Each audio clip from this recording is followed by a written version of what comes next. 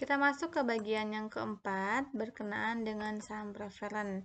Kalau tadi kita membahas tentang saham biasa, maka saat ini kita akan membahas tentang bagaimana perlakuan akuntansi di saham preferen.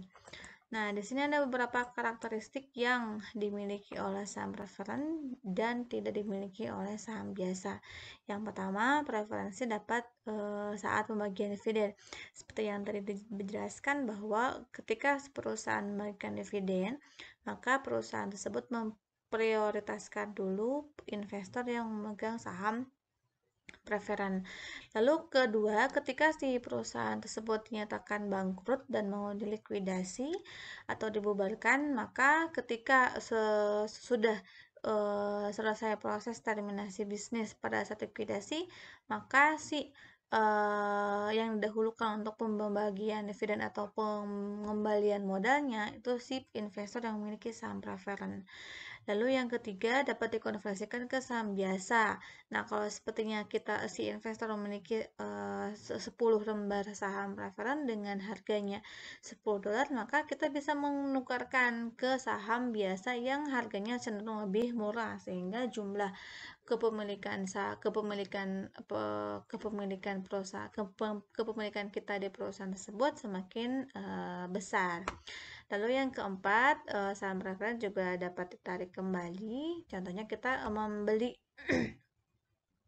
menjual saham preferen, lalu kita menarik kembali sih saham yang sudah kita jual tadi. Lalu yang kelima, tidak memiliki hak suara. Kenapa di sini si investor yang saham preferen tidak memiliki hak suara? Karena pada dasarnya cenderung kalau investor yang memiliki saham preferen itu abai atas kinerja perusahaan. Toh kan meskipun perusahaan tersebut memiliki laba atau rugi, ternyata mereka tetap aja mendapatkan dividen sesuai dengan kesepakatan di awal. Berbeda dengan investor yang memiliki saham biasa. Kalau penetapan dividen mereka itu ditetapkan dari besar atau kecilnya laba yang diperoleh oleh perusahaan.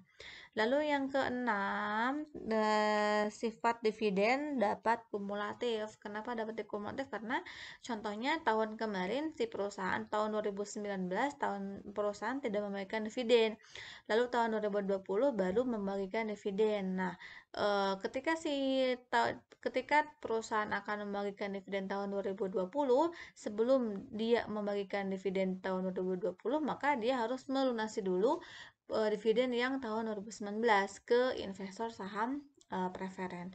Lalu yang ketujuh itu partisipatif. Di sini contohnya ketika ada alokasi atau dividen yang akan dibagikan kepada perusahaan, lalu ada sisa pengalokasian sisa dari si dividen yang akan dibagikan itu setelah dibagikan ke dua jenis saham masih ada sisa, maka sisanya itu berhak diserahkan kepada si investor yang memiliki saham preferen.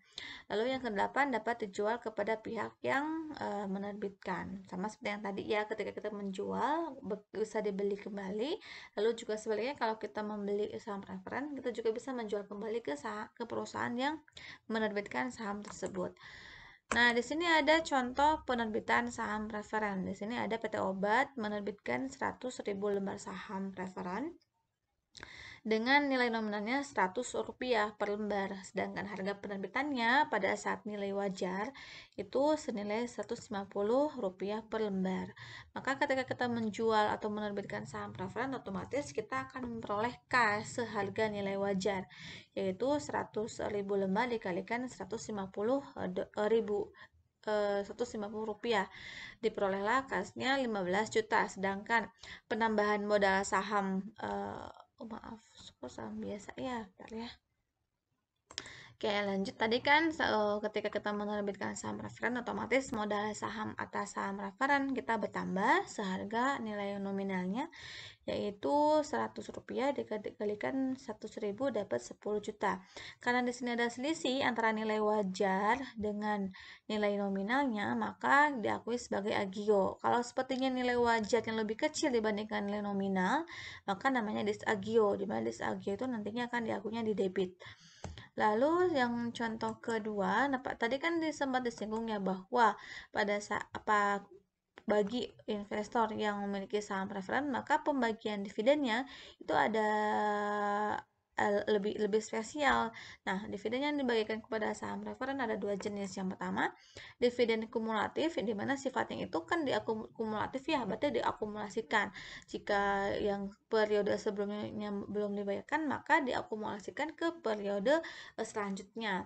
Di sini yang kedua, dividen partisipatif. Berarti kalau partisipatif itu di mana kebijakan dividen satu periode memberikan tambahan dividen kepada pemegang saham preferen jika masih terdapat kelebihan setelah semua investor yang ada di perusahaan tersebut kebagian dividennya. Nah, kalau ada sisa, maka sisanya itu dialokasikan ke investor pemegang saham preferen.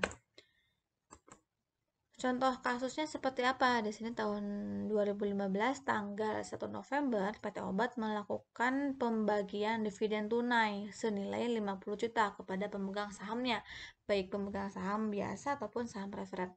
Di sini komposisi sahamnya ada saham preferen 6% dengan nilai nominalnya sejumlah 100 juta, lalu saham biasanya dengan jumlah 400 juta. Berarti di sini ada modal saham senilai 500 juta yang dimiliki oleh PT Obat Manjur. Selama tahun 2013 dan tahun 2014, PT Obat tidak membagikan dividen kepada kebutuhan dana investasi.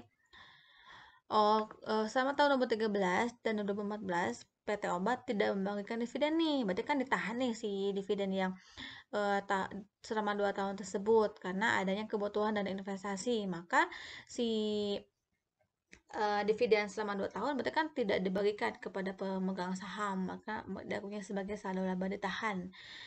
Diasumsikan komposisi pemegang saham tidak berubah selama tahun 2013. Lalu bagaimana nih perlakuannya ketika kita kebagian dividen kumulatif atau kebagian dividen partisipatif. Nah, untuk lebih jelas pemecahan kasus tentang pembagian dividen bagi investor pemegang saham preferen, maka kita akan membahasnya di video selanjutnya. Selamat menyimak.